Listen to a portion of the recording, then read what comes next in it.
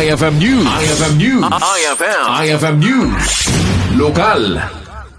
Nagbalin anay isang sangayan a pasamak ti Alistolympics iti panagselebrar ti Pride Month anong urnos kadagiti miyembro ti Lgbtqia+ community babaen kadagiti nagduduma a paglalabanan kas iti basketball, volleyball ken dance sports. Iti daytoy nga aktibidad saan nakabasa iti grupo wenno organisasyon ti panagbuya ken panagpaset no diket nagkaykaysa digiti nakipagpartisipar babaen iti maysa pagayatan daytoy sports anong ipay iti gundaway iti Panagkikinnammayet, Panagkaykaysa ken Panagkakadwa. Napno ti aldaw iti ragsak, panaglalangen ken Panagpabileg iti Panagkaykaysa anang ipakita nga ure anyaman ti kasasad iti biag, mabalin ang mapagtalina iti respeto, panagurnos ken panagmaymaysa. Ti Alistolympics ket may salaeng kadagiti aktibidad anay patungpal iti panagselebrar ti Pride Month babaen iti panakibinnulig ti city government iti Lgbtqia+ community. Kabayatan na babaen iti administrasyon ni Mayor James Brian Alcid inpakita ti lokal a gobyerno ti panangbigbig ken panangapresyar iti dakkel nga akem digiti amin a komunidad